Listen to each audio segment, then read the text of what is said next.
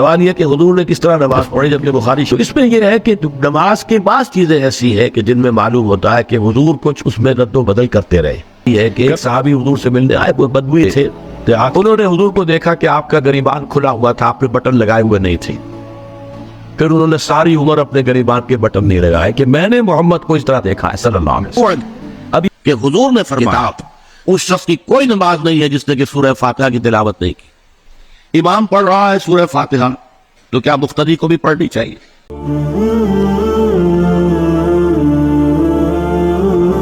بخاری شریف میں حضور پاک کا ارشاد ہے کہ اس طرح نماز پڑھو جس طرح تم مجھ کو نماز پڑھتے دیکھتے ہو.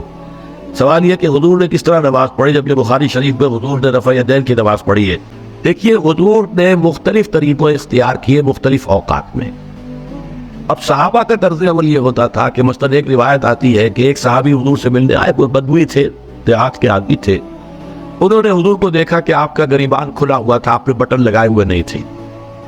پھر انہوں نے ساری عمر اپنے گریبان کے بٹن نہیں لگائے کہ میں نے محمد کو اس طرح دیکھا ہے صلی اللہ علیہ وسلم. اب یہ ان کا جذبہ ہے، ان کی نیکی ہے، اتباع کا جذبہ ہے.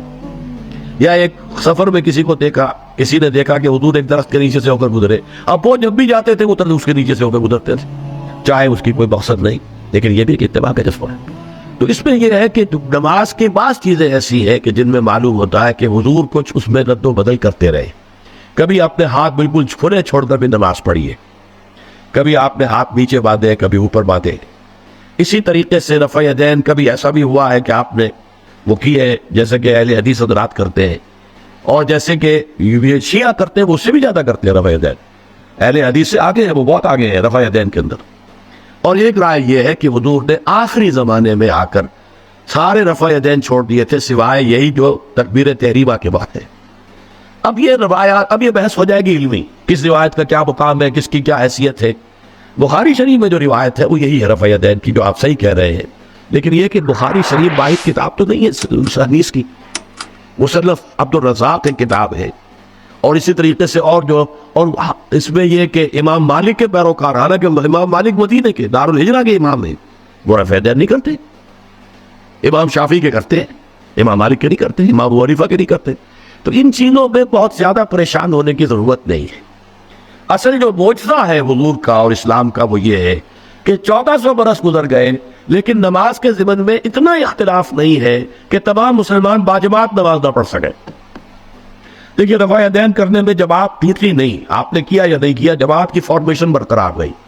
فرض کیجئے کوئی شخص یہ سمجھتا کہ پہلے سجدہ ہے پھر رکوع ہے، تو اب یہ دو آدمی ساتھ نماز نہیں پڑھ سکتے، جن میں سے ایک کے نزدیک پہلے رکوع ہے پھر سجدہ ہے، دوسرا یہ سمجھتا ہے کہ نہیں پہلے سجدہ ہے پھر رکوع ہے. نہیں ہو سکتا، ان کی جماعت اب جمع نہیں ہو سکتی. یا کسی کا یہ خیال ہو کہ جیسے ہر رکعت میں رکوع ہے کہ سجدہ بھی ایک ہے، وہ ایک سجدہ کر کے کھڑا ہو جائے. اب ظاہر بات ہے دوسرا شخص جس کے نزدیک دو سجدے وہ ایک اور سجدہ کرے گا، فارمیشن ٹوٹ گئی، اب وہ ساتھ نماز نہیں پڑھ سکتے. 1400 برس بیت گئے، مشرق بعید سے مغرب بعید، پوری دنیا آج تو کوئی کونا ہے ہی نہیں جہاں مسلمان نہ ہو. لیکن جو سالڈ مسلمان جو ہے وہ تو آپ سمجھیں کہ انڈونیشیا سے لے کر موریتانیہ تک تو مسلمانوں کی کتنی بڑی تعداد. لیکن کہیں ایسا نہیں ہے کہ آپ کی فارمیشن ٹوٹ گئی ہو. کوئی ایسا مسلک نہیں ہے جس میں یہ خیال ہو کہ مغرب کی رکعت میں 2 ہے جیسے فجر کی ہے، نہیں وہی 3 رکعتیں. کوئی ایسا مسلک نہیں جس میں یہ معلوم ہو کہ فجر کی رکعتیں 3 ہیں 2 نہیں ہے، کوئی نہیں. عصر کی 2 ہے یا 4 6 ہیں، نہیں. وہی رکعتیں، وہی رکعت کی ترتیب، پہلے کھڑے ہونا ہے پھر رکوع ہے پھر کھڑے ہونا ہے پھر سجدے میں جانا ہے پھر بیٹھنا ہے پھر سجدہ پھر کھڑے ہو. فارمیشن نہیں ٹوٹتی، شیعہ ہو سنی ہو، اور اس میں حنفی ہو مالکی ہو شافعی ہو حنبلی ہو زیدی ہو ظاہریہ ہو کوئی بھی ہو، کیسے باشد تمام مسلمان مل کر جماعت سے نماز ادا کریں گے اور ان کی جماعت ٹوٹتی نہیں. یہ ہے جس کو ہمیں سمجھنا چاہیے. یہ کیوں ہے؟ صلو کما رأیتمونی اصلی، کہ حضور کی کو جس طرح دیکھا صحابہ نے نماز پڑھتے ہوئے ویسے نماز پڑھ رہے ہیں. صحابہ نے ویسے نماز پڑھی، پھر آپ کے بعد تابعین نے اسی طریقے سے نماز پڑھی، پھر اس کے بعد تبع تابعین نے پڑھی، نسل بعد نسل منتقل ہو رہا ہے. تاکہ تھوڑا تھوڑا اختلاف ہمیں ہے تو اس کے لیے زیادہ پریشان نہیں ہونا چاہیے.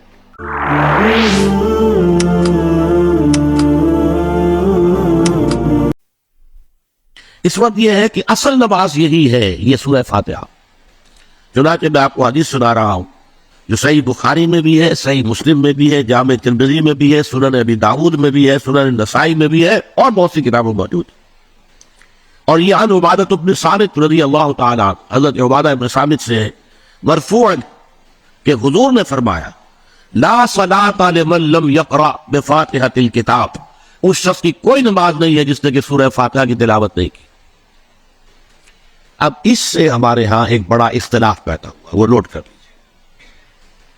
ایک رائے یہ ہے، آپ اگر علیحدہ نماز پڑھ رہے ہیں تو ظاہر بات ہے کہ آپ کو ہر رکعت میں خود پڑھنی ہی پڑھنی ہے سورہ فاتحہ۔ جب باجماعت پڑھ رہے ہیں اب کیا شکل، امام پڑھ رہا ہے سورہ فاتحہ تو کیا مقتدی کو بھی پڑھنی چاہیے؟ اس حدیث میں جو الفاظ کی شدت ہے اس کی بنا پر رجحان یہ ہوتا ہے کہ یقیناً اس صورت میں ہر شخص کو لا صلاۃ لمن لم یقرأ بفاتحۃ الکتاب، جس نے کہ فاتحہ کی تلاوت نہیں کی، قرأت نہیں کی، ان کی کوئی نماز ہی نہیں۔ تو یہ موقف ہے امام شافعی کا، یہی مسلک ہے ہمارے اہل حدیث بھائیوں کا کہ آپ چاہے اکیلے نماز پڑھ رہے ہو، چاہے امام کے پیچھے پڑھ رہے ہو، اور چاہے امام جو ہے وہ جہری رکعت پڑھا رہا ہے اور چاہے سری رکعت پڑھا رہا ہے۔ خاموشی والی رکعت سورہ، آپ کو معلوم ہے کہ نماز جو ظہر اور عصر کی ہے وہ چاروں رکعتیں جو ہے وہ سری ہے، مغرب کے اندر آ کر دو جہری ہے ایک سری ہے، عشاء میں آ کر دو جہری ہیں دو سری ہیں، سورہ اور نماز فجر کے اندر دونوں جو ہے وہ جہری ہے۔ تو چاہے جہری ہو چاہے سری ہو، آپ کو بھی لازماً جو مقتدی ہے اسے بھی سورہ فاتحہ پڑھنی ہوگی۔ اب اس کے لیے انہوں نے یہ طریقہ جو ہے تلقین کیا ہے کہ امام تیزی سے نہ پڑھے، رک رک کر پڑھے الحمدللہ رب العالمین، اس کے بعد اتنا وقفہ دے دے کہ جو مقتدی ہے وہ بھی کہہ لے اپنے دل میں یا اب پڑھ لے الحمدللہ رب العالمین الرحمن الرحیم۔ یہ رک رک کر پڑھنا، خاص طور پر اگر آپ کو موقع ہوا ہو کسی اہل حدیث امام کی امامت میں نماز ادا کرنے کا، تو آپ دیکھیں گے کہ بڑا فرق ہے۔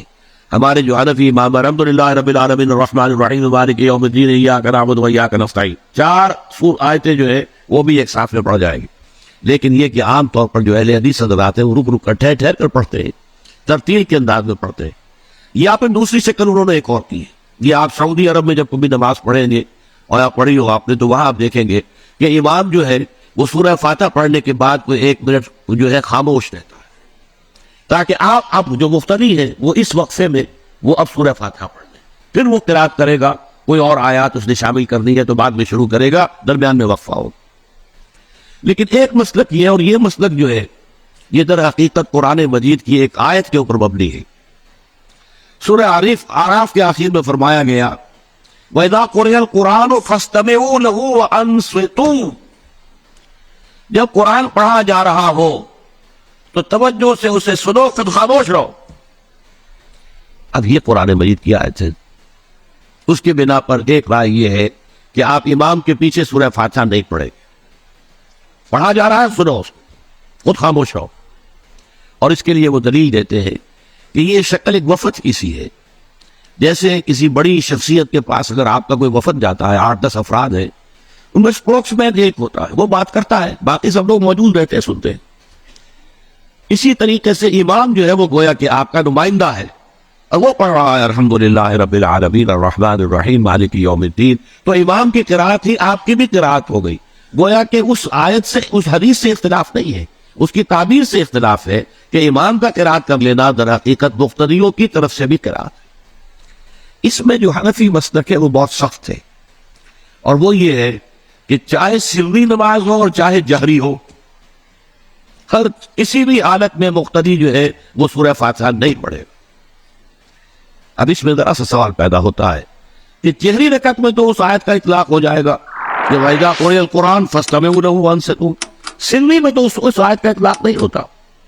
بہرحال یہ مسلک ہے، امام شافعی کا ایک انتہا پر ہے، ہر صورت میں سری ہو یا جاری ہو آپ کو پڑھنی ہی پڑھنی ہے، اور امام ابو حنیفہ دوسری انتہا پر ہے کہ چاہے سری ہو چاہے جاری ہو کسی شکل میں نہیں پڑھنا۔ امام مالک کا مسلک ہے درمیان میں، اور میں اس میں کوئی جھجک محسوس نہیں کرتا کہ میں آپ کے سامنے عرض کر دوں کہ میں اس پر عمل پیرا ہوں۔ وہ کیا ہے؟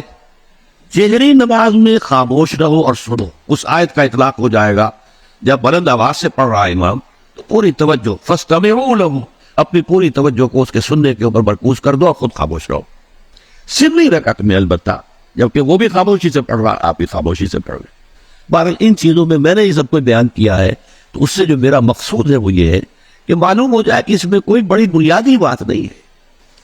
نہ یہ کہ جو حنفی ہیں وہ اس حدیث کا انکار کرتے ہوں کہ لا صلاۃ لمن لم یقرأ بفاتحۃ الکتاب، کیسے وہ انکار کریں گے؟ اور نہ ہی کوئی جو حنبلی ہے یا اہل حدیث ہے وہ قرآن کی اس آیت کا سے جو ہے وہ اختلاف کر سکتا ہے کہ اذا قرئ القرآن فاستمعوا له وانصتوا. لیکن یہ کہ اس کے پھر اس سے جو احکام کا استنباط ہے اس میں اختلاف ہو جاتا ہے، تو اس کو نہیں سمجھنا چاہیے کہ یہ کوئی بہت بڑی اہمیت والی بات ہے.